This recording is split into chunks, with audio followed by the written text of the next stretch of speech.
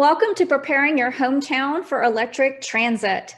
We're really looking forward to talking to you this morning about how you can get your hometown prepared. And mostly it's not just for larger cities and big cities and college towns. We can have electric vehicles in smaller towns as well. And we want to show you how to do that.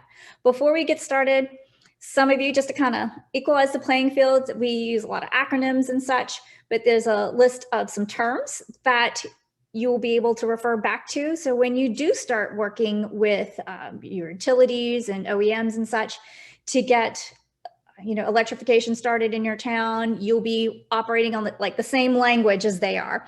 So you can come back and refer to this later. So this is being brought to you today by about 5 different Clean Cities coalitions. And Clean Cities it's a network of coalitions across the country that we build partnerships, and we want to advance affordable domestic transportation fuels and technologies. We are that partner that links you to all the resources that you need to get started as you go forward in your alternative fuel projects. So if you do not have a Clean Cities coalition in your town, there should be one nearby. There are about 75 of us across the country. And the ones represented here today are from Louisiana, Texas, Oklahoma, and Kansas. And so if you want to reach out to any of us, we'll all be happy to help you. So how does Clean Cities fit within the Department of Energy? The Vehicle Technology Office is in the EERE, which is Energy Efficiency and Renewable Energy Division of the Department of Energy. And they focus their efforts on battery electrification, materials technology, energy efficient mobility systems, advanced engine and fuel. And within there also is nestled the Clean Cities Coalition program in technology integration. So each of us is an independent organization. Some of us are hosted in state energy offices, some of us in MPOs or COGs, and some of us are independent nonprofits like Louisiana Clean Fuels is. And our main goal is to work with the communities, work with public and private fleets to aid you with financial assistance, help you with grant applications, help you understand the tax incentives and such in your area. We provide you with information and tools and resources, technical assistance, and training, outreach, and partnerships. So we host a lot of workshops and educational opportunities to help advance your projects. In our portfolio, we deal with all the different types of on-road vehicles, light, medium, heavy duty. We do dabble with off-road, a little bit into marine and rail and such, but we mostly focus on the on-road transportation, alternative fuels and renewable energy, renewable fuels and infrastructure, and anything that reduces your fuel usage, whether it's idle reduction, fuel economy improvements. A gallon of fuel that is not used is that much less emissions that are on the road. So if we can get you to be more efficient with your fuel usage, then we will do that as well. And new mobility choices. So looking at transportation as a whole, as a system, not just the individual vehicle or the individual fleet, or the practices, the driving practices of your fleets and your drivers. This is looking at the system as a whole. And again, we're the ones that are here to help you make the connections. We're technical problem solving assistance. We're going to connect you to those opportunities. We're going to bring those partnerships together to help advance your projects. And we're going to make sure you're working with the very best, most recent information to make the best decisions possible for your fleet. All right, so we're going to get started now with the meat of the material here. And the Tulsa area Clean Cities, Central Oklahoma, Lone Star, Clean Fuels Alliance, and Central Kansas Clean Cities are all partners here in this project with us. And we're really happy to have them all here today. So these are today's presenters. We have Adrian and Eric are from Oklahoma, Elizabeth from Texas, Tammy from Kansas, and we have our guest speakers, Chris Nielsen and Eric Austin, who will be part of our moderated panel at the end. And I am Ann. So nice to meet you all. All right, we're going to get started here with a brief electric vehicle overview just to make sure we're all operating kind of on the same basic level. We did a similar presentation a little while back, all of us, preparing your hometown for electric vehicles, where we focused more on charging infrastructure in your communities. And this is just a slide from that presentation to kind of give you all a little base in a background in case you missed that one. But EV owners will plan their trips around where they can charge. And it is a great way to bring attention to businesses in local areas. And, you know, where sites near interstates are especially desirable because of the alternative fuel corridors by the Federal Highway Administration, which we'll talk a tiny bit about later. Electric vehicle sales really have been strong. Even in this economy that's been a little wonky over the last year, electric vehicles now account for 7.8% of the total first quarter sales in the United States, but that includes hybrid vehicles, not just plug-in vehicles. And we're going to go through those definitions in just a minute so you can understand the difference. But you know, there are 98,000 electric vehicles purchased in the first quarter of this year. So it's phenomenal increase over last year's. And if you look down at the bottom here, electric vehicle registrations by state, this is a graph that can be found on the AFDC, Alternative Fuel Data Center, but it shows where we rank. Like with us, Louisiana, we rank down in the 48th, which not so great, but we're working on it. We have a lot to improve. Another tool that you're going to be hearing about a lot is the Alternative Fuel Station Locator, AFDC Station Locator, and the website's right here. And you can search by the different types of alternative fuels. You can search by with electric vehicles. You can search on whether it's level 2 or level 3. And you can search by location. You can go by state, or you can go down to the city level. And we have the electric vehicle search. This electric vehicle search is a great tool, and I have highlighted here the electric and plug-in hybrid. You can look for passenger vans and transit buses. These are what are currently on the market, not what's coming soon. This is what is available for purchase now. All right, so our definitions here. Hybrid electric vehicle, HEVs. They're powered by an engine and an electric motor, and it does not use an electric vehicle supply equipment to charge the battery. So this is your standard hybrid. The plug-in hybrid electric vehicle, oh, I didn't have my video on. So the plug-in hybrid electric vehicle is, you do plug it in, and it does have the ability to use gasoline or fuel, but it does not power the engine. It's just a means by which, kind of like having an onboard generator to charge your battery. So you are plugging it in and you are using electricity, but it still has the ability to use liquid fuels. Now, the all electric vehicle, that is your EV, or you will see it sometimes, BEV, battery electric vehicle. And this is 100% electric, does not use any other type of fuel to move the vehicle forward. So that way you got your definitions down here. We're going to be talking a little bit about the different types of charging infrastructure. Level 1, level 2, and DC fast are the main terms you're going to be hearing us talking about. And the main question we hear all the time is, how fast can you charge a vehicle? How long does it take to charge? And we always say, well, that depends. It depends on the state of charge of your battery. But a good rule of thumb is for level 1 chargers, this is your regular outlet. Like if you were just to plug in a lamp or something into the wall, you would get about 2 to 5 miles of range per hour. That's how we think of it. Not how full the tank is, but how many miles can we go? And how many miles do we get for every hour of charging? A level 2 charger, you can get 10 to 20 miles of range per hour of charging. At my level 2 charger in my garage, I can get 33 miles of range per charge, but that depends on your specific vehicle and your charger.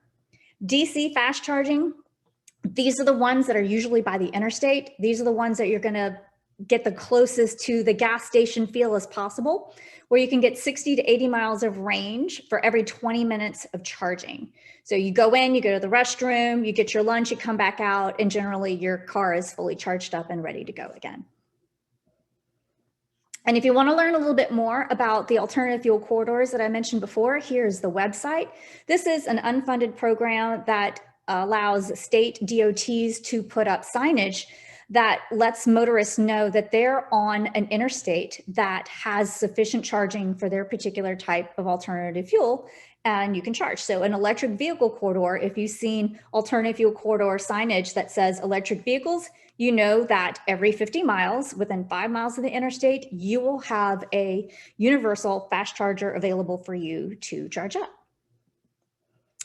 And just wanted to give you a few quick questions here. These are great questions to ask when you're first getting started.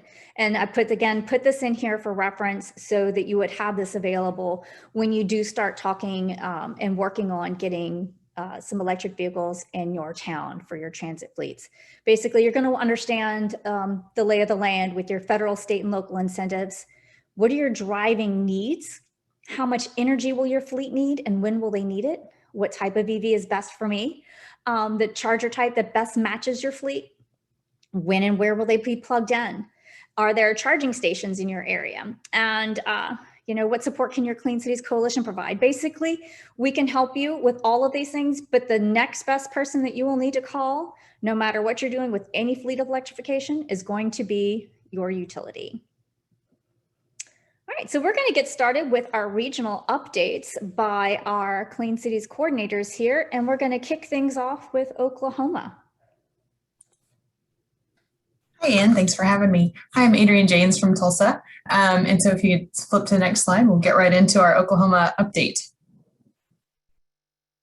So we've got lots of things going on in Oklahoma around electrification, and those are by no means limited to the metropolitan areas. So the biggest news we've had lately is that a firm called Canoe, they're an EV startup that is currently scaling. They have announced that their factory is going to be in a little town called Pryor, Oklahoma. It's about 45 minutes outside of Tulsa, and they're planning to bring 2,000 EV manufacturing jobs to Pryor, Oklahoma.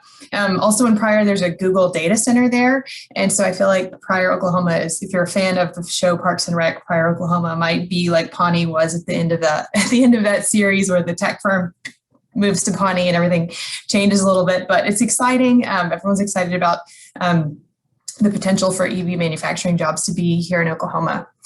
Then we've got another picture there. I'm going to skip around a little bit. So sticking with the manufacturing, the school bus there, international school bus, those buses have been made here in Oklahoma for a long time. And they have just launched production on their all-electric buses. So we're really excited to have, we already have electric buses being made in Oklahoma, and we're going to have more when we have more vehicles being manufactured here when the Canoe plant opens in a few years. Then at the bottom there, you see an Amazon van.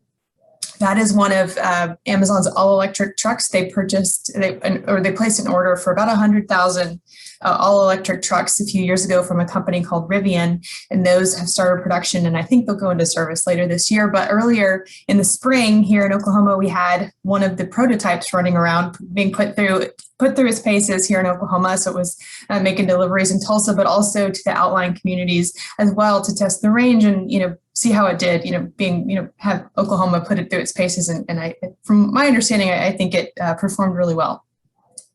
And then at the top, you see a transit bus, and we've got 4 transit agencies in the state that are either deploying or about to deploy electric buses. And so the 2 metro areas, of course, Oklahoma City launched theirs earlier this year. Tulsa is launching their electric buses, their first batch next week. But again, we've got 2 other fleets that are definitely we want to highlight as well. One is Norman, Oklahoma. They've just put an order in for electric buses a few months ago, so they'll be here in a year or so. And that Norman, Oklahoma is outside of Oklahoma City, is the home of University of Oklahoma. And then we've also got Cherokee Nation has several buses, both one in their school fleet and then a few in their transit fleet. And we'll talk more about that later in the presentation, but just an exciting thing I want to highlight here as well. Next slide. Then I always put this slide in my presentations. I like to brag on this company because A question I always get when I talk about electric vehicles is what happens to the batteries when the cars, when they go bad, or when the car, is scrapped. And so there's a company here in Oklahoma where most of the batteries from EVs and hybrids that go bad, they end up here, and they are recycled or remanufactured or repurposed into a variety of other applications. And so, it's not specifically rural. I always like to highlight this Oklahoma company that's working really hard to close the loop on the battery situation to make sure that none of them end up in landfills, and that we reuse those critical minerals and materials in productive ways, and they don't go to waste. Next slide. We have EVs in every county in Oklahoma now. This was a milestone we hit earlier this year. These are numbers from January. We need to get updated ones. I think they'll be even better next time we get it updated. But we're really excited to see that we do actually have at least one, and some it is literally one EV in every county across the state. So it's not just an urban phenomenon. I mean, that's where a lot of it is happening. But EVs are literally in every county across the state at this point. So, we're doing our best to make sure that they have the resources they need and that people understand this is an option for you. So we're really excited with this milestone. Next slide. And then again, you'll hear more about this later from Eric Austin from Francis Energy. But here in Oklahoma, we already have today, we've got chargers every 50 to 80 miles. In the Panhandle, it gets a little bit stretched out, but along most of our highways and interstates, we've got chargers about every 50 miles. There's very few places in Oklahoma you can't get in an EV, and I've been putting the network through its paces this summer. I've been all over the state trying to do on day trips and all kind of stuff, and I'm proud to say I've been able to go everywhere without a problem that I've needed to go. So we're thrilled about this network, and Eric will tell you more about it. Eric's company, Francis Energy, is the one that is behind installing most of these chargers, and so we're thrilled with how it's all worked out. Next slide. All right, that's the end of mine. And the beginning of mine. I'm Elizabeth Munger, the director of the Lone Star Clean Fuels Alliance, which is the clean cities serving Central Texas. And I'm happy to tell you a bit about what we're doing. Our area in Central Texas, you can see it's centered around Austin. Austin itself is quite urban, but outside of Austin, it's fairly rural. And you can see in the upper right-hand corner, we've got a count of electric vehicles that are registered by county. And these are the 5 counties that our Clean Cities Coalition covers. Austin is the bottom, Travis County. And that's actually the highest per capita number of EVs in the state of Texas. So that's due in large part to our electric utility. Once you move outside of Austin, though, you can see that we don't have a lot of EVs out there, and those are quite rural counties, although in some cases they've got some urban cores that are really starting to grow. At the bottom, you can see a list of EVSE, so EV charging by type in our area. And again, Travis County has the most, but other counties don't. Caldwell has nothing. Bastrop, which we'll be talking about today because that's where our rural transit is located and the project that we're doing with our EVs and the rural transit, has what looks like a pretty good number of level 1 charging. So that's what anyone could plug in using a wall outlet, and that's usually a charger that comes with a vehicle. And then it has 16 level 2, public level 2 chargers. The 10 level 1s and 10 of the 16 level 2s are located at an RV park. So that's a very creative way of utilizing the RV outlets there for charging for vehicles. But that gives you an idea that there isn't a lot there. But everything's growing. So we're balancing both the urban and the rural together. Next slide, please. And our utilities are also a mix. Austin Energy, which covers the city of Austin, is extremely aggressive with the programs that they've instituted for both charging and putting EVs out there. They've got rebates for workplace and multifamily charging. They've got rebates for purchasing electric vehicles. And the utilities outside of the Austin area, which would include Bluebonnet and Pedernales, in addition to quite a few small municipally owned, are much smaller in scope, or maybe in the case of PEC, while they are large, they cover a very rural wide area. So most of their assistance with charging has come in the form of not rebates, but putting charging stations in at specific destination places or at their own locations to use them as sort of marquee projects, showing people how they work and trying to further understanding through that. And that ends my slides. Thank you, Elizabeth. So Tammy, you're up. Okay, that sounds great. Thank you everybody for coming today. So a little bit about me. I'm with Metropolitan Energy Center is the name of our head nonprofit that hosts the Central Kansas Clean Cities Coalition, which is what I'm part of. I'm based in Wichita, Kansas, which is the largest city in Kansas. But we also host the Kansas City Regional Clean Cities Coalition, which covers Kansas City area and Western Missouri. Central Kansas, we cover the entire state of Kansas. So just to give you a little bit of an idea, we have a little bit of a cross-state workings that we do. Most of my information is going to be about Kansas though. Next slide. So charging in Kansas. This is a look at all of the electric vehicle chargers level 2 and DC fast charging that are available in Kansas. As you can see, there's a little bit of a dearth there in Southwest Kansas where there is not much charging available. And most of the charging is, as you would expect, kind of focused in the Kansas City area, along the interstates. There's getting to be some more in Wichita, although not a lot, but it is growing. So next slide. So overall, Kansas has 450 charging locations. As you can see from that other map, there's over 800 charging ports at those 450 locations. But this map here shows just the DC fast charge locations. There are only 25 locations where we have DC fast charging along the interstate. And again, you can see there's no charging in Southwest Kansas. So that makes it difficult to travel between locations, between cities in Southwest Kansas. Most of the locations that are marked obviously are along interstate highways, which is where you would expect to have the DC fast charging. There are some additional Tesla supercharger locations that aren't on this map.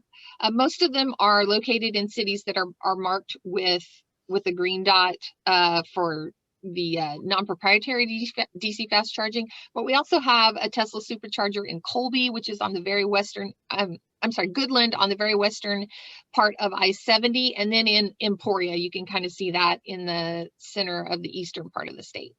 So next slide. So this is a plan that we worked on in Kansas to put DC fast charging all around the state so that travel across the state could happen easily for people that chose to drive electric vehicles. You can see the green dots, that's the existing DC fast charging. We have a planned DC fast charger that's being built right now in Goodland, Kansas, to fill that out. And then we've got, kind of our wish list of where we would like to see locations, red, yellow, blue in order of priority, where we'd like to have those put out. We put this plan together to give to the state to hopefully use the Volkswagen funding that's going to be coming out to fund the building of chargers. We've heard that that's hopefully going to be coming out next month. So really excited about that, and hopefully we can get some more DC fast charging in Kansas. So next slide, please. So in Kansas, total number of EVs in Kansas is not real high. As of 2020, we had 6,153 total pluggable electric vehicles. That includes 3,400 fully electric vehicles, 2,700 pluggable hybrid electric vehicles, but that is only about 0.2% of all the vehicles in Kansas. So we have ways to go. Most of these, obviously, for reasons, as you can see from the charging, are focused in the larger metropolitan areas of Kansas City, Topeka, and Wichita. So next slide, please. So for incentives and charging in Kansas, Kansas is served, as you would expect, by a mix of small electric co-ops and small municipal utilities.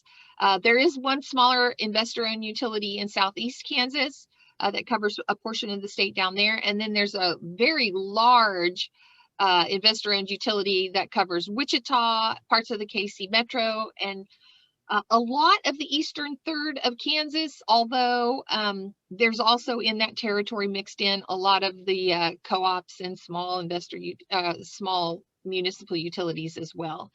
Currently, there are very few incentives for charging or for EVs in Kansas, other than, of course, the federal tax rebate that exists. Kansas Power Pool, that's a collection of 20 to 30 small municipal utilities. They do have a rebate for installing level 2 charging equipment in any of their areas. And that can be for residential charging if you want to put one in your garage to purchase your own EV, or if you want to have workplace charging at your business, or public charging, whatever. But there's a $1,500 rebate on installation of level 2 charging, which is great.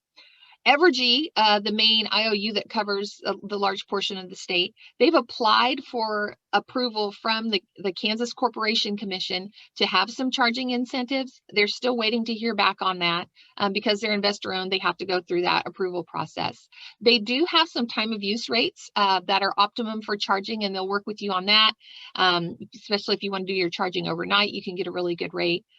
They're hopeful that some of their incentives, they might have some charging incentives, some make ready incentives for new buildings, etc. But until that gets approved by KCC, they just don't know what's going to be approved with that. And as I mentioned, we're hopeful that the Volkswagen funding is going to be coming out next month. Kansas set aside the maximum 15% that they could for electric vehicle charging, and that amounts to $2.3 million in Kansas for EVSE infrastructure. So we're hopeful that that will be coming out, and we'll be able to get some more fast charging infrastructure around the state. We have had, in addition to some of these that are available now, we have had some of the smaller utilities that have worked with their customers, especially if they're looking to put in charging on demand charges and charging rates. So I strongly suggest, if you're interested, check with your utility and see if they're willing to work with you on charging rates, maybe some rebates or some other incentives. Definitely, if you have a smaller utility that's a co-op or a municipal, they have a little more flexibility than some of those investor-owned utilities that are overseen by the regulators. And that should be it for me. Thank you, Tammy. All right, so Louisiana Clean Fuels, we cover most of the state of Louisiana, and we receive additional funding from the Department of Natural Resources, but we are an independent nonprofit. So we do have another Clean Cities Coalition that covers the remainder of the state, and that is the Southeast Louisiana Clean Fuel Partnership. So no matter where you are in Louisiana, you will be covered by Clean Cities Coalition. Unlike Oklahoma, we still have a few parishes, we're parishes here in Louisiana instead of counties, that do not have any electric vehicles. And if you notice, the main metropolitan areas, we have New Orleans, Baton Rouge, Lafayette, Lake Charles, Monroe, and the Shreveport area. And Alexandria here in the center of the state is where we have most of our electric vehicles. We are 48th in the nation in EV adoption. So not the best, but we are improving. So we're small but mighty. We will be getting there.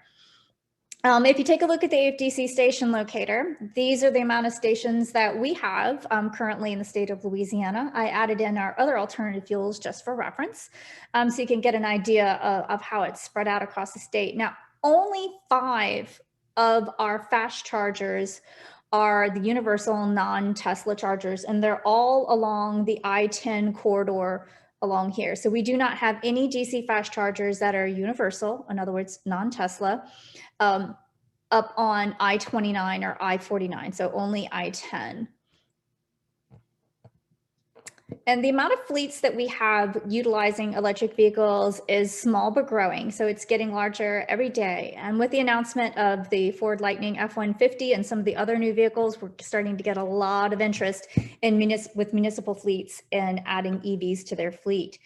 So far, the Chevy Bolt has been a very popular vehicle. And I've had some police departments asking about Teslas and the Ford Mach-E for their patrol cars. So there's a lot of interest that is beginning to grow in Louisiana.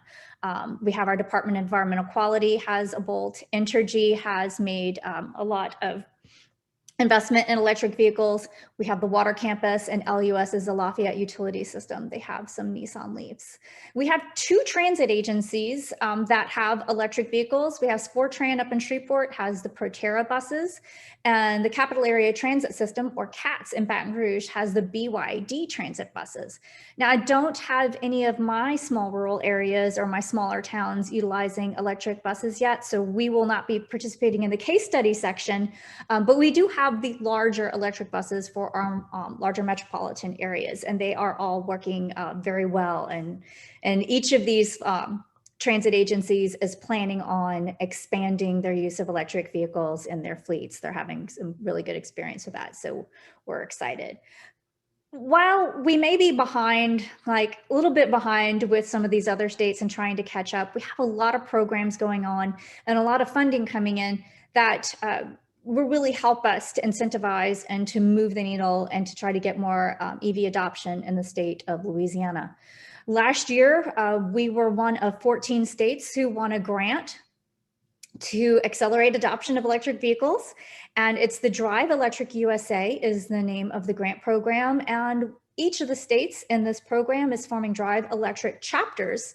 So we will be forming approximately 3 Drive Electric Louisiana chapters across the state, where more individuals and organizations can get involved, and we can have one central statewide program for incentivizing the use of electric vehicles. So you'll be learning a lot more about that. And if you would like to volunteer and join us, you can go to our website, driveelectriclouisiana.org, and sign up to volunteer.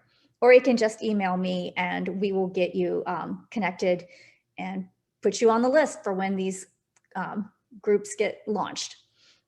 Now, a couple of years ago, we did do a DC fast charging master plan, similar to what Tammy did for their Volkswagen settlement. So we did is we analyzed the charging infrastructure that we already had. As you can see, back in 2019, the only corridor that had fast charging was our I-10, a little bit of I-12. So when you look at the alternative fuel corridors, which will be on a later slide, you'll see that we only have portions of I-10 as either pending or complete. Since then, we have added at least one or two more DC fast chargers on this bottom corridor, but we still have yet to have any fast chargers on I-49 or I-20. And this plan is what our DEQ is utilizing or has utilized to help inform some of their award decisions for DC fast chargers. While the proposal period is closed for Louisiana's Volkswagen settlement, the awards are being negotiated and announced very soon, and we should know what chargers are going to be installed and awarded according to that plan. It's been a long time in the making, but it's been a difficult and long year, so we should have some really great announcements coming out of our DEQ in the near future about the awards under that program. And excuse me, my cat always wants to be the center of attention. So in Louisiana, our tax credit to purchase an electric vehicle just ended. It was set to end in January 1st of 2022, but legislation that was passed in June just last month ended the tax credit on July 1st. So there are no more vehicle tax credits in the state of Louisiana. So if you purchased your vehicle before July 1st, you're in luck. If you that means you have to have received the vehicle, not just placed an order. So if you procured your vehicle before then, you're fine. You can still get the tax credit. But if you purchase the vehicle after July 1st or after, you will not get the tax credit. The infrastructure tax credit will be in place until the end of the year. And that is to build the alternative fuel stations, including electric vehicles. And again, that tax credit was not just for electric vehicles, it was for all alternative fuels. So natural gas, propane, anything, if you procured any of those after July 1st, you will not get the credit. And we did have the VW settlement, but the proposals, it's closed for proposals and we are awaiting those awards. And there's still federal tax incentives, but hopefully some of these will get rebooted. I know there's been a lot of talk about allowing Tesla and Chevrolet to start allowing the federal tax credit again, but they phased out because they reached the maximum production numbers. In our state, we do have some utility rebates. Entergy is offering rebates for electric vehicle chargers and pretty much electrification of almost anything in your business. So, but specifically, if you want to look at the vehicles and the charging infrastructure, if you're an individual or if you're a business, go to their website. It's entergyetech.com, and you can get, proposals from them and quotes from them on the kind of rebates if you are in Entergy's service area. If you are in SWEPCO's service area, this is their website. You go to their website and look for clean energy, electric cars, and then charging station. And they have rebates for individuals who are purchasing chargers as well. And there's more information in there. So it's not all bad news with our tax credits going away. And we do have the incentives from the utilities, but we also have the Governor's Climate Initiative Task Force. And we've been working for about almost a year now. I'm part of one of the subcommittees on the transportation subcommittee, and we're working on presenting a plan to the governor that the governor will then hopefully implement in about maybe another year, probably next year. And we have some ambitious goals. We were meeting what the rest of the country is doing. We want to be net zero by 2050. And if you go to this website, you go to the Office of the Governor, a Climate Initiative Task Force, you can follow along our meetings and see how we're doing and watch recordings of the past meetings, because this is all open to the public. It's a very interesting process, and we really hope that we get legislative support and that some of the things that we suggest will end up coming to fruition. Now, when we're preparing our hometowns for electric transit, we want to know who's done it, who's had success, and get some tips from them and some lessons learned. And that's where we are in the presentation today.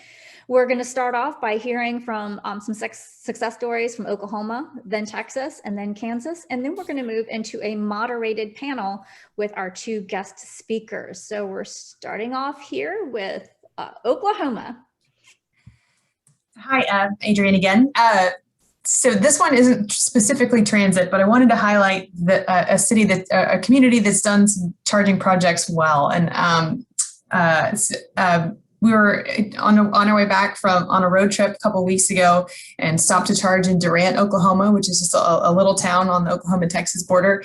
And I got to say, we've been driving through this town for 25 years on my way to visit family in other places. And I've never pulled off the highway until this trip to charge. And the chargers were well located right off Main Street. And we stopped to get pizza, and we went to a local brewery and walked around the town. And we only needed about 20 minutes of charge, but we stayed for over an hour because we were just having a good time. So this isn't a picture of the chargers per se, but it's the city did a good job with their wayfinding sign. So as I'm standing there waiting for my pizza, I noticed this wayfinding sign in Durant that has both EV chargers listed on their wayfinding signs, around the little Main Street. And in addition, they've also got the world's largest peanut memorial. And so, it was only a block away. So we had to go check that out as well. So anyway, we've talked a long time. Those of us who've been, working in electrification have said, there is a lot here for rural communities because that time that it takes to charge, while some people see it as a liability, you can view it as an asset for your community and really get people into your town in a way that they have never needed to before, because gas is just so fast and quick, and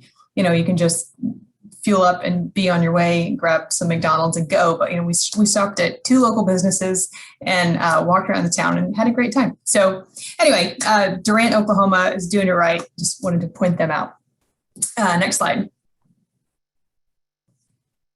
So this one is in McAlester, Oklahoma. And so this is not a transit agency, but it's a private business that has entered into, the transportation sector. So this is a company called Rover Taxi. They're an all-electric taxi company in McAlester, Oklahoma, and he's standing by what I've been told is the most heavily utilized charger in the state. And it's because it's right there in the parking lot of his taxi service. And they drive, it's an app-based service, and they drive people, all over the region because transportation is it's a high need there. There's not great transit service out there. There's a lot of poverty, and so a lot of people don't have cars, or it's very expensive, to travel long distances in an inefficient car. And so they're filling this gap in filling a real need there in McAlester, and people are riding in EVs and loving it. And this guy, his name's Brian, and he started this business from scratch, coded the app, bought the cars, just done a great job of using electric vehicles to provide transportation in a rural context, and traveling very far distances, relatively, especially as a taxi, it's a long way. So anyway, Rover Taxi, they don't have a website, but you can follow them on Facebook, and they're a great little service. And if you ever find yourself in need of a taxi in McAlester, check them out. They're great. Next slide. This is Cherokee Nation. Cherokee Nation, I'm so proud and honored to be able to work with them. They have really embraced EVs in a way that is fairly unexpected in eastern Oklahoma. It's a sparsely populated region, but they have made a commitment to put charging throughout their tribal territory.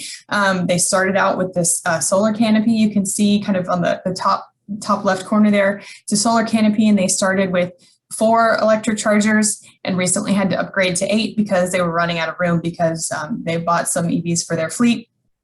And then their employees, it's a workplace charging installation as well. And so they've had a lot of employees buy EVs because the charging is there, it's available, and they're setting the example and showing people that they can get it done. But on the transit side, I think it's even more exciting. They got a couple of grants, some from Volkswagen, some through Lono, if you're familiar with transit funding through Federal Transit Authority or agency, FTA. Anyway, so they've got two fully electric transit buses that will go into service later this year, and those will be running employment routes throughout Cherokee Nation's territory from Tahlequah, Oklahoma to Catoosa, Oklahoma to West Silent Springs, Oklahoma. Taking people to work at the various casinos and taking them to hospitals and various reasons they need to travel to get around through their territory. So we're really excited that those are going to be in service soon. All of the language on the bus is bilingual, English and Cherokee. So it's again like just integrating well into the culture and providing people, more context to see the language and so that it's not forgotten. They've lost several of their native speakers recently, and so they're really committed to preserving their heritage and language. Then the school bus as well it runs to Sequoia High School, which is their main high school there in Tahlequah, Oklahoma. And again, they run a bilingual immersion program, again, English and Cherokee there in Sequoia. And so that bus is providing transportation and providing a way for them to preserve their heritage and, just continue their commitment to their culture, but also to the earth. There's a couple of great videos on Motor Week that were recently highlighted this project, just talking about their commitment to 7 generations and making sure that the earth is there. And so it's all part of their context. And we're just really proud of the work they're doing. They are looking to add more chargers, and they're looking to add more vehicles as well. And I will add, this has not been without obstacles. They've had challenges along the way, but they're really committed, and they're looking to add electric box trucks and as many things as they can add. They're excited to add them. So that's what's going on in Oklahoma. Thank you, Adrian. So we're going to move on to Elizabeth Munger, who is going to talk about one of their fantastic success stories. Elizabeth? Thank you, Anne.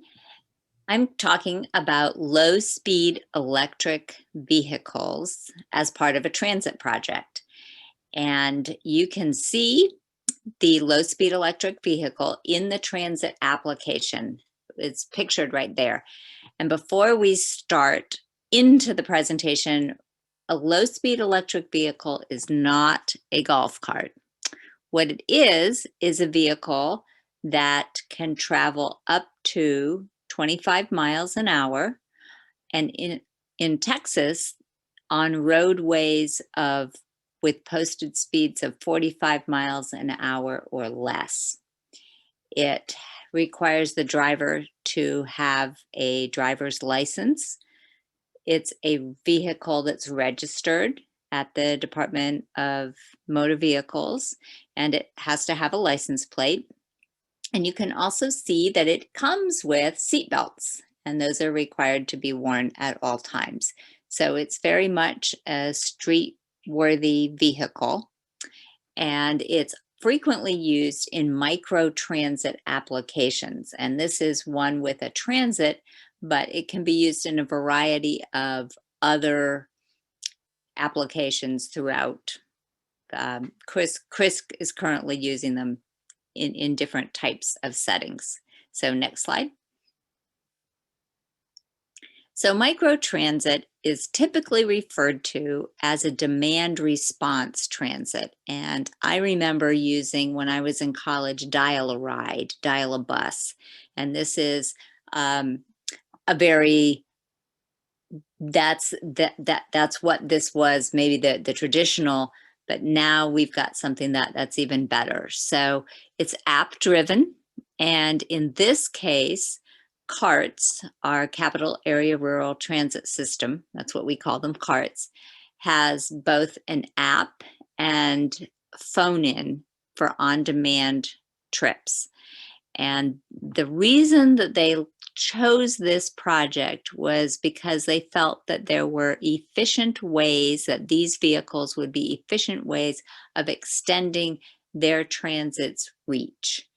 So whether it was taking people from a transit station to another place or vice versa, or just getting them out and about a specific area more easily and more efficiently, that's what they were testing in this. Most of the applications are curb to curb rather than point to point. And currently we're following the COVID restrictions. And so we've got one passenger or one set of passengers in the vehicle at a time, but this could be a stop to stop with 2 or more passengers along the route. And in the map that you see in the center there is the gray area. The whole gray area is where the on-demand program is operating. The specific area for the low-speed electric vehicle portion of that program, you can see is in the gray area with the white lines, and the circle really demarcates that. And this is a downtown area. It's got plenty of restaurants and retail. It's got stores, just a variety of things. The library is down there. You can see that there are 2 carts denoted with the C in them, two cart stations. Just a whole variety of different areas. So there's a lot of foot traffic. There's parking situations down there. So this makes a real efficient way of getting people around and about. Next slide, please. And there's some information about the vehicles themselves. They're a Polaris Gem E6, so all electric. They can hold 6 passengers. Use a 110 wall charger. The range on a full charge is approximately 60 miles, but as Anne was saying, that does depend on a variety of factors for her, how much charging she got. Temperature would be one of those. And the nice thing about these vehicles is that they're really low maintenance. So they do quarterly preventative maintenance, and you can see what that typically entails. This is a ParaTransit that eCab upfit to create the ParaTransit, and that was a requirement of the project that there be a ParaTransit low-speed electric vehicle available. And you can see that the vehicle is badged with the ridecarts.com website, and this enables people to download the app or to get information about how to call for a ride. Next slide.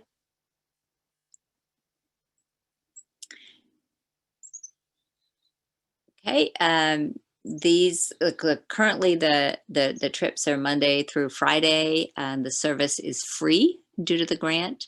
Most of the trips are less than 2 miles, and you can see on the right hand side just a random list of the different places that are either destinations or origins for this. So there's a lot of you know, it's quite a mix. You can go to the grocery store, the UPS store, you can go to the park, City Hall, Film Alley, get food, go to the meat market, go to the elementary school.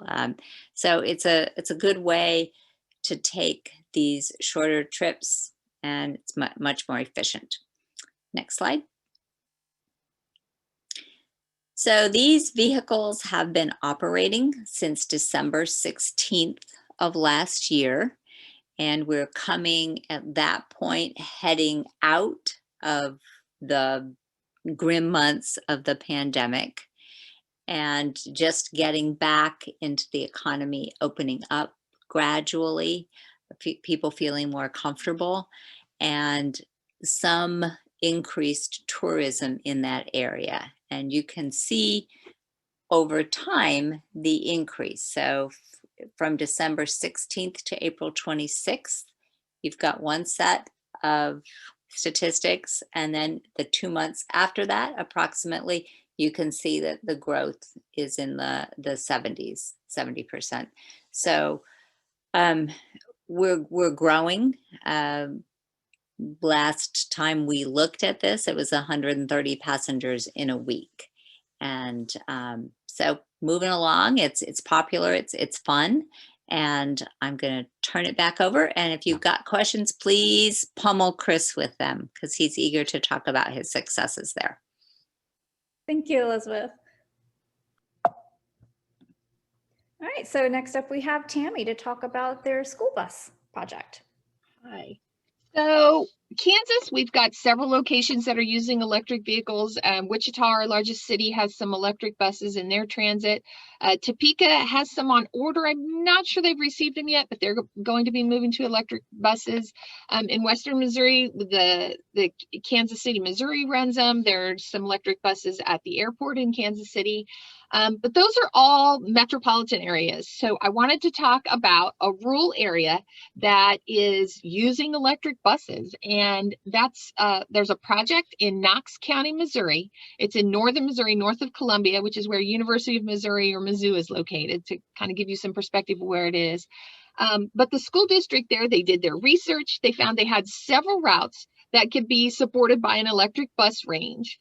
And so they decided that they wanted to do a pilot on electric buses. They wanted some cleaner air for their students and drivers. They wanted, they were interested in the reduced fuel and maintenance costs.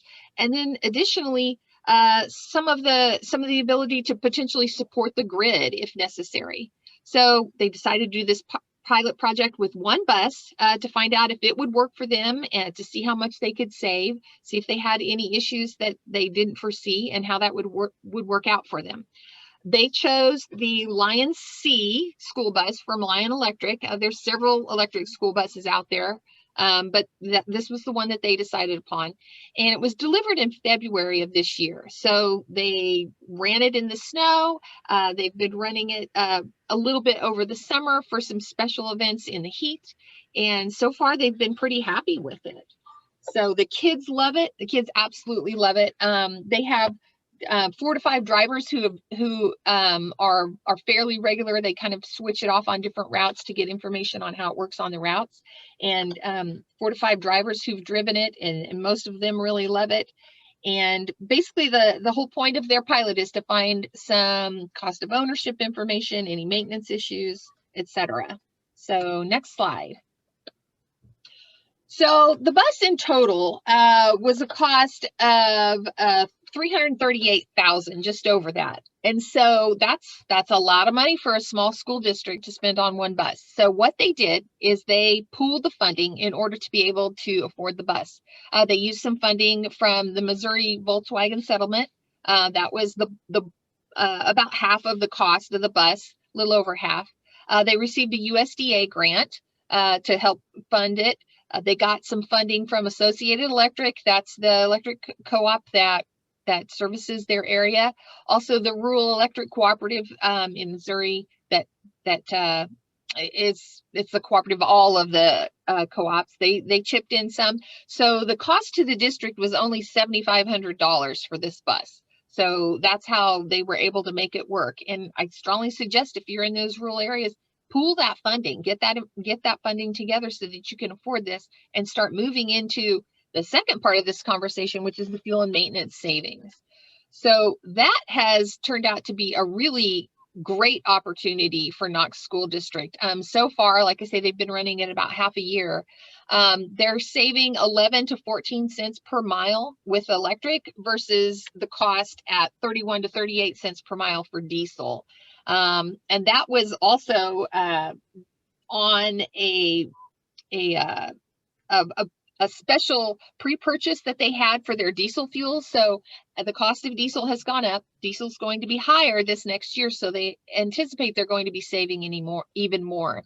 Additionally, there's savings on the maintenance because they don't have to do oil changes. The brakes are regenerative braking, so they're saving money on the brakes. The tires are lasting longer.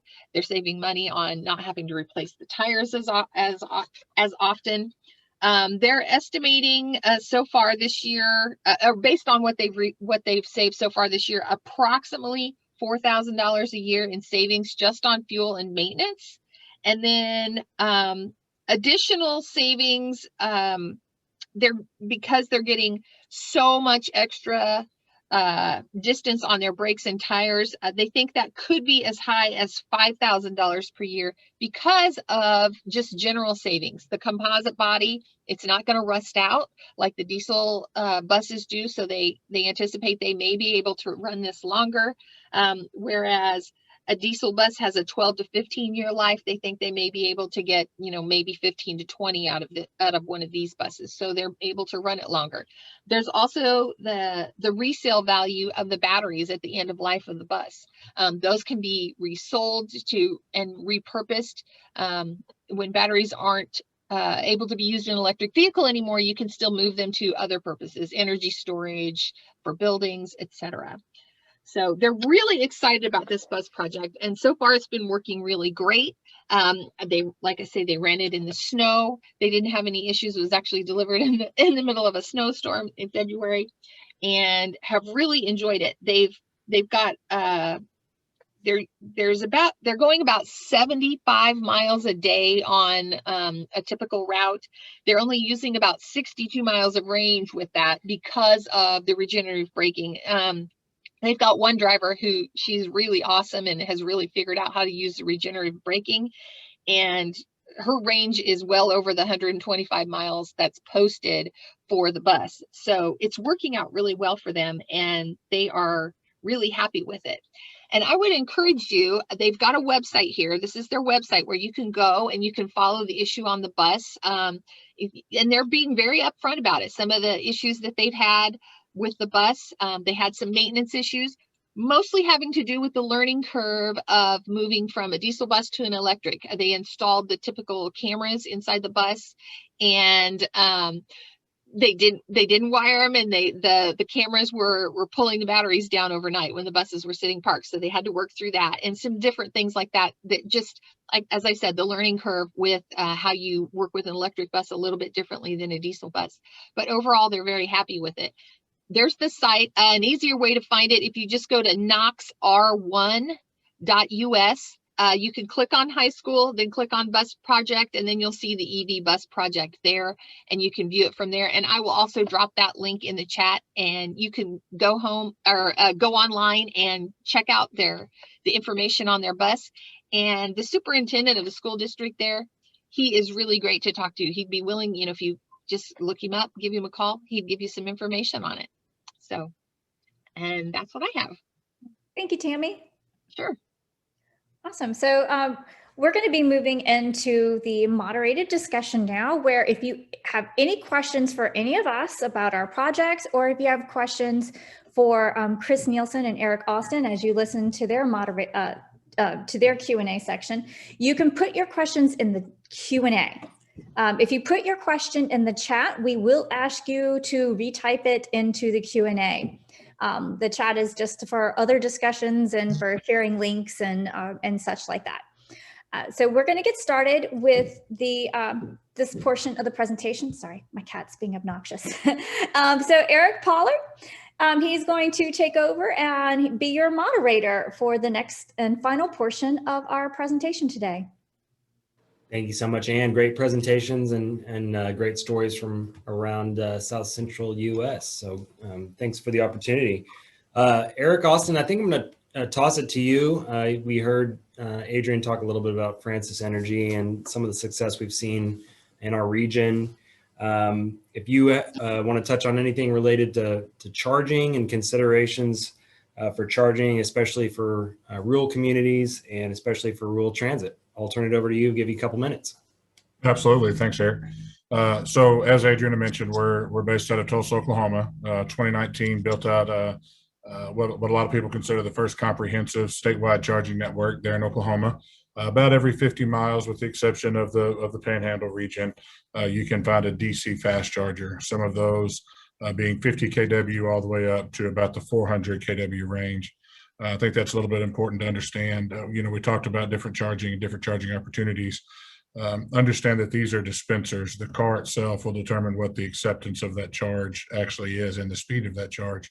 I think we're going to get into that a little bit later, but I think that's important to know when we start talking about site selection. We're currently under construction in a few different areas across New Mexico, Missouri, and Arkansas, in addition to our continued build out in Oklahoma, and fully anticipate being in Texas and Kansas and continuing further east as well in the next couple of months. So very much exciting opportunities, exciting times to be in this arena. Great, thanks, Eric. And so Chris, we heard Elizabeth give the great story from Bastrop and there in Texas with your company. Maybe just to expand on what Elizabeth talked about, if a community is thinking about working with you, what are the things they need to start thinking through when they contact you or they consider a service similar to what you got going on in the Austin area? Well, most people have never even heard of a low-speed electric vehicle. We had a lot of fun trying to get permits back in 2008, whenever we first started out. Something to really consider is it costs hundreds of millions of dollars to just set up a transit agency in even a small town. I mean, rail costs $100 million a mile just to make.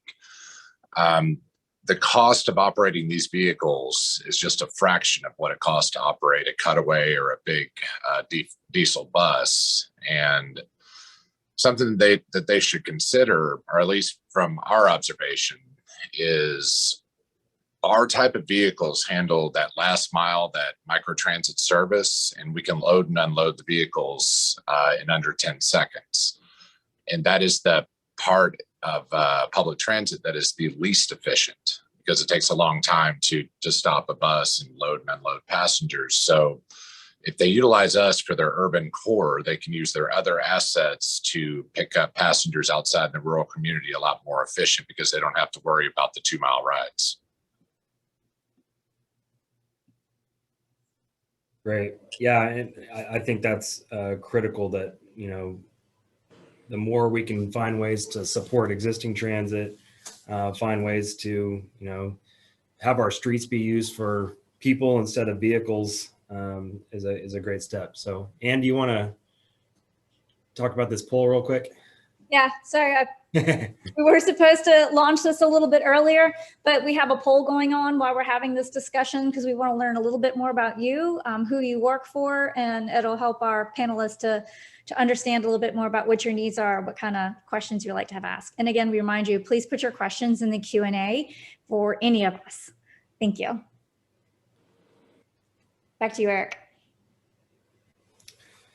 So back to Chris. So what do you hear from some of your customers? So we had a similar company that was operating on the OU campus in Norman, and they were expanding quickly, and then the pandemic hit. So I feel for you guys because I know that was a huge challenge, and it sounds like you're coming out of it now. But you mentioned people don't know what those vehicles are. So what is that experience, and particularly in a rural area where you've got folks hopping on? Well, it's a new thing. I'm pretty sure that Orville and Wilbur Wright probably had some problems trying to get FAA certification when the FAA didn't exist. It's kind of the same with us, whenever, and this still happens, whenever we get a new vehicle registered, we need to budget about 3 hours of time to be at the tax office. And it's not because they don't want to do it. It's just there are fewer than 200 of these in the whole state of Texas. So whenever we get there, chances are the clerk just has never done this process before and they just don't know how to do it. And the same thing for whenever we started in 2008, we had issues with law enforcement. They would pull us over just not knowing what we were. We weren't breaking any laws. They would just pull us over and say, "Hey, what is this?" And I had one pull us over and say, "Hey, you can't just put a license plate on a golf cart and drive down the street. Run the plates. This is real. It's a real registration sticker." But there's just not that many of them in existence. I mean, this current iteration of the Polaris Gem E6 that we operate, there have only been 5,000 of these made in the past 6 years. So it's just a rare vehicle. But people, because of that, though, we're able to charge quite a bit of money to advertise on the outsides of our vehicles because we like to call it the stare factor. Anytime you drive these around, everyone is pointing at it, they're taking pictures, and that really helps us with the big brands. Great, thanks. So Eric Austin, I know you have a background with utilities, and a lot of communities, someone may be thinking about putting in charging, but they may also be on the co-op board, or they may be with their municipal power group. So what are some of the utility considerations that you recommend communities look through? What kind of site considerations are you looking at, where placement of charging, and just kind of those infrastructure questions that you need to think through? Absolutely. So, I mean, first and foremost, I think you need to take a look at what infrastructure already exists. So all of these DC fast chargers require 3-phase power. Most are going to be a 480 volt, so it's not going to be where you can just piggyback off of potentially existing transformers. Excuse me. But obviously an existing line, would work pretty well. I think what's also pretty important to know from a utility standpoint is these are fairly low usage, and I think they're going to be low usage for the next couple of years because we're starting to see that there's a significant amount of in-home charging that's being done, probably 75 to 80% right now. So I think we could probably split this question into two different parts. One of them, from a utility standpoint, especially financially, is kind of the loss leader. What you're trying to do is eliminate range anxiety while at the same time promoting the growth and the acceptance of electric vehicles. Having these chargers in your neighborhood, in your town, in your corridors, basically eliminates range anxiety and promotes the growth of electric vehicles, especially for those that may live in multi-housing or multifamily housing or somewhere where they don't have these charging infrastructures available. Two, it also shows that, hey, we're here, and kind of to Adrian's point of Duran earlier, there's an opportunity for people to stop in, whether it's tourists, whether it's just somebody coming in to get this charge and then get on down the road. It kind of puts a dot on the map for your town and for what you're able to provide.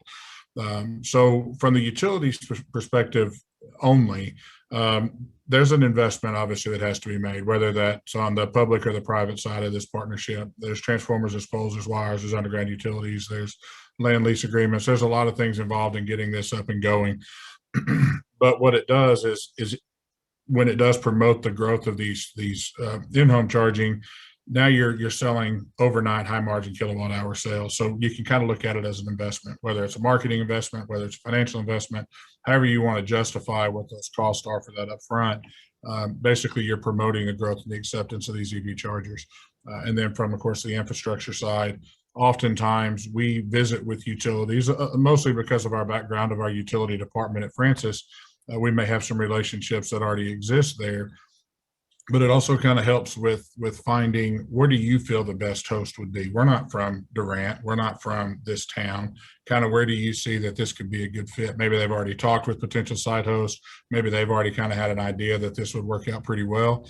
And we may have an idea that completely contradicts theirs, but we still want to kind of take a look at all the information and kind of juggle that and say, okay, well, we need to go back to the drawing board because what our plan A was really wasn't a good plan after visiting with some of the folks locally. So I think that's pretty important. Thanks. Chris, so Eric talked about tourism just then. Maybe talk a little bit about kind of what the split you see in the communities that you guys are in on, are these out of town folks that, what's the split between locals and the tourist aspect you're trying to achieve? I know, you got ADA compliant vehicles, so you really are in some ways providing that, essential transit service for those communities. But I noticed the one in Bastrop had the cool Visit Bastrop wrap on it. So what is that balance, and how do you see that? Right now, it's I'm actually pulling up the dashboard for that. It's mainly locals, just going from home, shopping, and then taking the vehicle back home. Right now, we would have first-time users at 8.7%. We haven't been taking tourism data yet, but that is a good idea to start taking it. But something that I would want to point out, though, is if we're talking about demographics, is, and this is the same in every deployment we've done in every location across 4 states, is 70% of the ridership is female. That's something that we never would have predicted until we started collecting this data. And me being the 6'5" dumb guy, I was thinking, oh, it must be their shoes because it's hard to walk in those, right? And that's when my wife looks at me and rolls her eyes and says, no, it's the safety factor. This is something that we as men don't think about. And the reason that a lot of the other microtransit services like Bridge and Chariot and the other ones went under, it's because it was a big, creepy looking van. And that's her words, not mine. And I had to ask my wife, like, why would you ride in our vehicle? What's so much safer about ours? And she said, it's where are you going to take me against my will in a souped up golf cart? I'm not worried about it. And that was a factor that we never would have known had we not started collecting our demographic data. Interesting. Anne, I know you wanted to jump in with a quick comment and a quick commercial maybe. Yeah. Well, while we're all talking about all these different types of vehicles and applications for EV rural transit in small towns, we do have a webinar, this whole same group. We're going to be getting back together in August 25th. And Tyler is going to pop a link to that to register for that webinar in the chat. But we're going to be talking about all the different vehicles that are available. So I know we're only talking about a limited types of vehicles, but if you want to learn more about all the different options that are available to you and hear from more of the OEMs, tune in on August 25th. Make sure you register for that. And I did have a point or a question. a couple of the presentations, they talked about stacking funding. There is something you do have to be careful about when you're stacking funding. You know, Volkswagen settlement funding does not come from the federal government. It may have been an agreement that that money comes from Volkswagen. So you can use Volkswagen settlement funding as match or double up with some federal funding or state funding, as long as your state funding didn't originate with the federal government as well. So you can stack funding as long as you don't stack federal with federal, because you cannot have federal funding as match for another federal funding opportunity. So just make sure when you're stacking that funding that you keep that in mind. And that is it. That's my point for today. Chris or Eric, feel free to jump in on anything we may have missed so far that you wanted to touch on. Okay. Well, I'd been sent a list of questions. Are we going over those, Eric, or are these things that you just kind of want me to Sure. hit on? Yeah. If you have one of those you wanted to. Yeah, absolutely. So one of them that I think is pretty important that I've been asked a bunch of times and I don't get an opportunity to speak is, are these spaces ADA compliant? As we start seeing Chris's group, you've got, wheelchair accessible, cars, and now that we're starting to see these smaller transit vans, and I think the popularity of those are going to increase. So just our base model is 2 chargers for every 3 parking spots. And that allows an ADA compliant area in between the 2 parking spots. Now, it is not painted as such, but it does allow for that. And the reason being is we need to make sure that the utilization of those spots are available, even though it does have a hashed out area that is painted green, it's not painted blue. So that does kind of provide the ability for, the ADA compliant vehicles to be able to utilize those spots. But obviously not specifically. I think as we continue to see the growth increase, we may have some spots that are identified only ADA. We'll kind of continue to see how that continues to play out. One of the other questions I'd like to kind of identify is kind of whenever we have these conversations with most utilities, where are they at? Do they already have rates? Are they already looking at opportunities to place these charges and push them out, and kind of what other plans are? I would say with the exception of 3 or 4, no, most of them, especially in the small rural areas, they think it's going to be a long time to adopt. I was talking to some co-ops in New Mexico, and it's actually an EV driver, and he had mentioned he lives about 150 miles outside of Albuquerque. And he said, as an EV driver in a rural area, I can drive to Albuquerque and get back home. I have the ability to charge when I'm in that city, and I can come back home. But if somebody from Albuquerque wants to come to my town, they don't have that ability. They can't come down here. There's no charging and then turn around and get back. So it's actually more effective and more efficient for some of these smaller towns to have these charging infrastructure, simply because you're not going to have that opportunity to travel without it. Obviously, our goal being every 50 miles and connecting that and having just kind of a cohesive ability to drive provides a couple of things. One, the security of knowing you don't have to stop at every charger that's available on your route. If you have a 250-mile range, you're going to get to skip a few, right? Or you can actually deter from your route and the way that you're wanting to go and know that there's still going to be a charger available. And I think that's pretty important. And I would also say that we probably couldn't do that without the relationships that we have with a lot of our utilities. You look at the most recent announcement that came out, I forget the name of it, the American Highway, I can't remember, Jeff Thigpen's on here, he would probably know, and he'll thump me for not knowing it, but the original 7 utilities that kind of teamed up with that, AEP, TVA, all of those, now that's been expanded and almost doubled, and we start seeing where the outreach of this is going. The utilities see the benefit as far as what this is going to do, and obviously having the ability to be able to work with that utility to secure, whether it's consistent rates across 2 or 3 states, and makes it where now it's going to be pretty consistent for the end user to be able to charge, predict and project what those fees are going to be.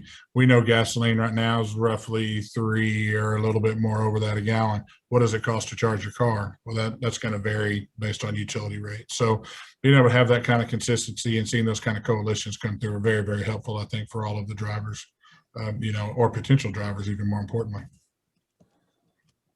Great. And Chris, I don't know if you saw the question come through, but besides give you a call, where do you start? And then maybe talk a little bit about the vehicles and the charging. It's charging the vehicles and kind of cycles of, how, when you think about range and how long they're running before they come back and have to charge again.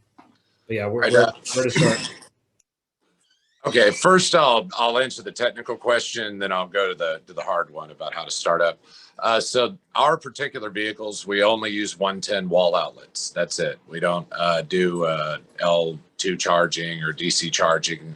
That's typically for individual users. At least it's been in my experience. We like to be in control of how the vehicles are charged, and that has to do with training and everything else. But that there's an absolute need for B2C charging stations all over.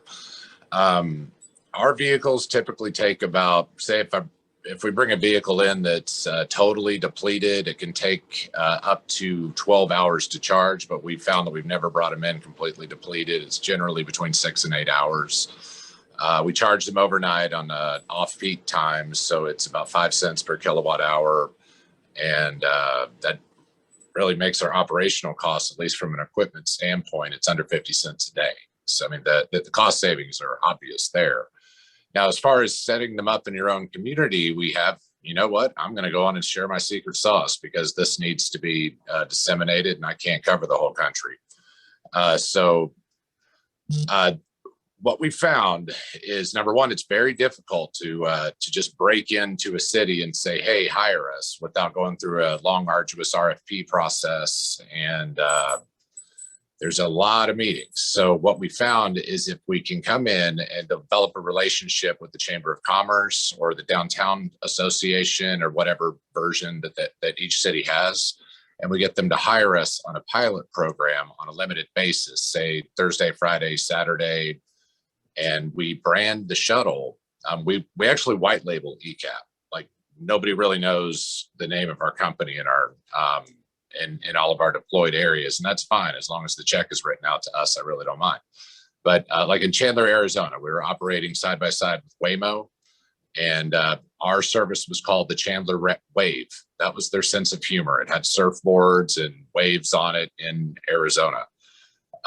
In Missouri, we had the Euclid Shuffle, we had the MX Shuttle. It's basically branded to take a feel of what the local community is.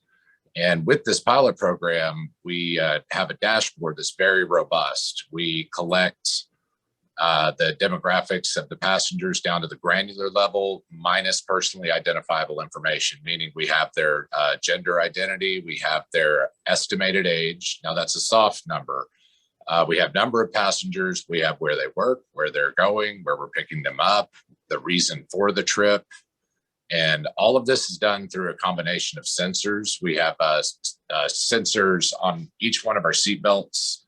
It's the same sensor that you guys have in your cars that will beep if your seatbelt isn't closed. All ours do is just count the number of times that are open and closed, and that's a way to get an accurate count of passengers. The rest of it, we have a proprietary AI platform, and whenever I say AI, I mean actual intelligence. It's what humans do with their brains, and the driver has a script. And the driver just asks a few non-invasive questions. If they happen to notice someone's wearing a work badge, record that. If they're picking up a bunch of people from say IBM, we put in that we took 5 passengers from IBM. It's safe to say that they work there. And with all this data, we aggregate it and then we put it into a dashboard platform. And whenever the Downtown Association see this, whenever the Chamber of Commerce sees this, they see the obvious value add. So then typically pilot programs are about 1 to 2 years, but then after that, it has to go through the RFP process, but then we're already light years ahead of any other applicant. But now that I've told you guys how to do it, I look forward to competing with you. Yeah, and that's a great point about, the value of that information and, combining it with the information transit agencies have with, if you have, like a Lime scooter operating in your community, combining all that, I think is very valuable for transportation planners and leaders in your community. So yeah, that's a great point. Yeah, it's funny you mentioned Lime. Oh, sorry. Yeah, go ahead. During the pandemic, that was what kept us alive. It was this grant, and we partnered with Lime here in Austin. And since we already have the infrastructure at our shop, we're responsible of changing all of the batteries for all of the Lime mobility platforms, be it bicycle or scooter, here at our shop. And that's what kept the lights on during the social restrictions. Eric, any last comments from you before I turn it back over to Ann?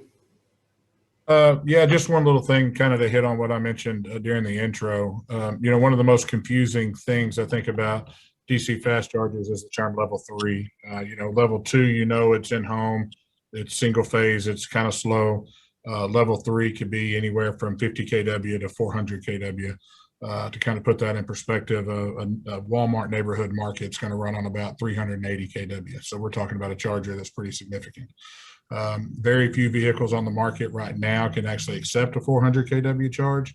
The Porsche Taycan, I believe, is the only one. We know the Hummer, the F-150, and some of these, Rivian Canoe vehicles that are coming out are going to be, in that 350 to 400 range, and obviously some of the new Teslas as well. But what's interesting about that is the vehicle's ability to accept a charge is going to determine the speed of that charge.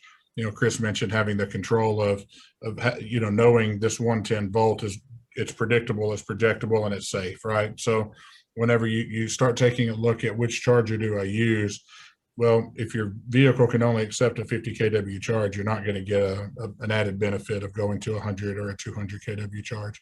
But obviously, if your vehicle has the ability to accept that, you could accelerate the speed at which that charges based on a lot of other variables. But it has that ability to do that. So I think whenever we're kind of taking a look at where we put these and how we put these and what do they cost and why do they cost so much, knowing what kind of size chargers to put out there makes a big difference. Downtown Durant, Oklahoma, 50 kW makes pretty good sense.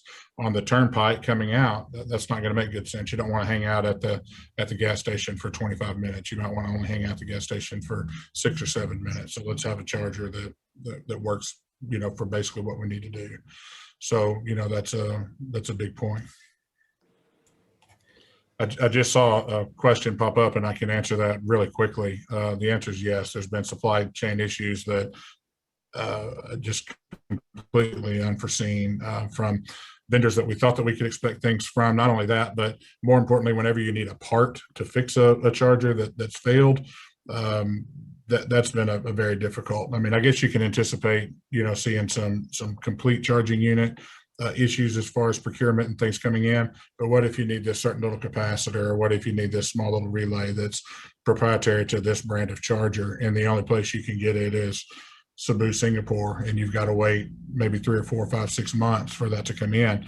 Well, I mean, it might be that this charger can still charge some vehicles, but not all vehicles. So do you turn it down and call it maintenance, or do you let it run and let, the people that can use it, the people that can't? That's unfortunate. I don't know. I don't know what the answers are. I think that we're still kind of growing through some pains and, just some educational aspects of that right now. Obviously, we can blame a lot of things on the pandemic and COVID and things like that. And nobody wants to, and nobody wants to hear it anymore. But the reality is that that's a real issue that we've been dealing with, some of these procurement and delivery. Don't you sure don't want to get the wrong part. Then you got to go through the whole process again. That takes another 2 or 3 months. So great question, whoever asked that. If anyone wants to direct message me about the supply chain issue, we've actually found a lot of hacks for that. I got very frustrated when it took 6 months to get a BMS system for one of my vehicles. And we found out that Mexico makes the same things, and they're beholden to NAFTA, and rail does not have the same problems as ports do. But that's a different topic. But I can probably help. Thank you. Thank you, both of you. So as we wrap up, wanted to try to reiterate a few main points. When you're beginning to work on your project, you have 2 groups that you need to call immediately to get started. One is the Clean Cities Coalition closest to you. So if you don't have one, you can call one nearby, and we're always willing to help you with the project. And the second is your utility. Those are the 2 contacts you need to get started immediately before you actually want to start implementing your project, because we're going to be the ones who can help you with the planning, help you with the considerations, and making sure that your project is going to not only be successful and effective, but it's really going to be the most effective use of your funding as well.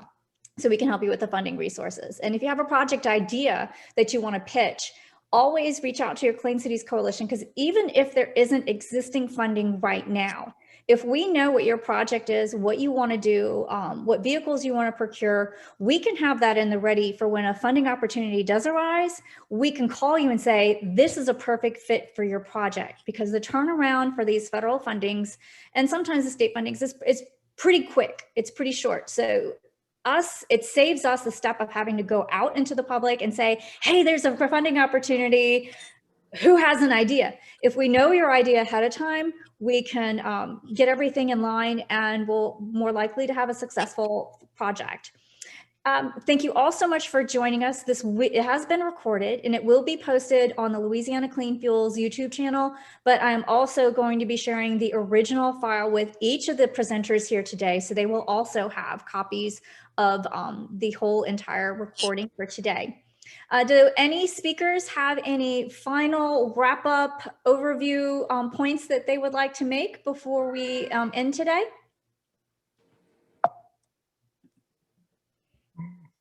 The future is electric. Certainly is, certainly is. So if y'all have any questions, you're going to be getting an email anyway from Zoom with my email address on there. So feel free to email me and I can connect you with any of the speakers today if you are unable to get their contact information. This is our YouTube channel. You just type in Louisiana Clean Fuels and you can go back and watch the last webinar we did last year on preparing your hometown for EVs in general. And you'll see all our future ones and other ones as well. So we have a lot of in-depth information here. And just wanted to make sure everyone had access to this before we close out. There are so many resources available on the AFDC. It is our favorite website. They have plug-in electric vehicle handbooks for workplaces, for public charging hosts, for fleet managers, and for consumers, all available for you to download. There's other educational resources. Fueleconomy.gov is fantastic for comparing vehicles and figuring out which is the most fuel efficient vehicle.